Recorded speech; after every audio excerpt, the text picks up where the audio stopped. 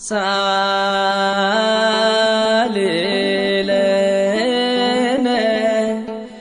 Mariam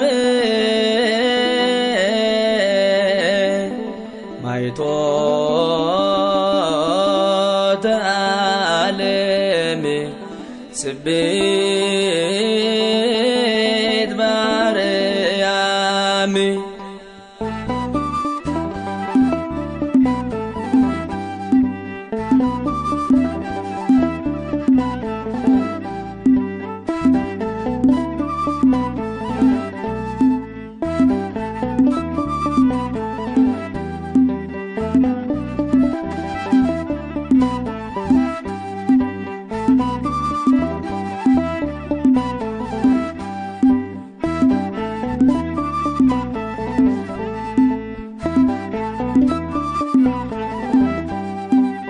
Desuaka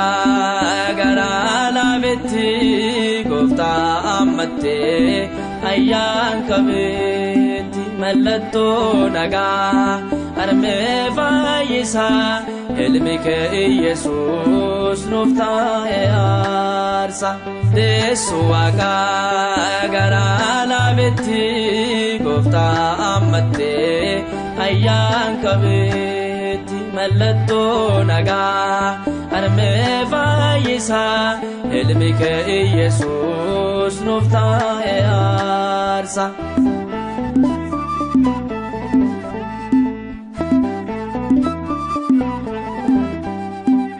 Mariam korme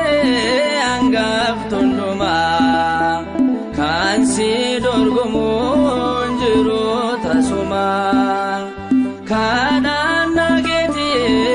Bakam dajirta kada dorkite gammachu irta Desuaka garala beti gofta amate ayyan kabeti mallato naga arme faisa ilmike Jesus nufta arsa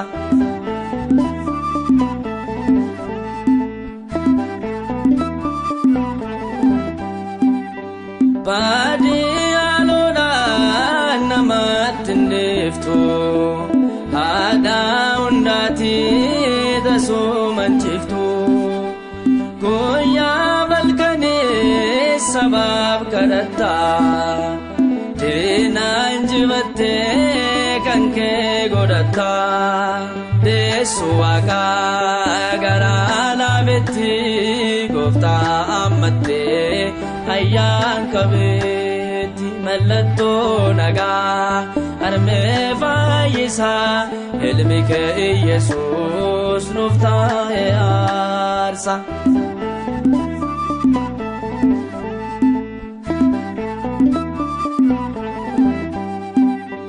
ilma barra garaketti dufe sagale nafuraan garaketti hafe Ya Bethlehem mandara Efrata Amanuel Jesus kesat dalata Desuaka garala beti gofta amate ayyan kabeti mallato naga arme faisa ilmike Jesus nufta arsa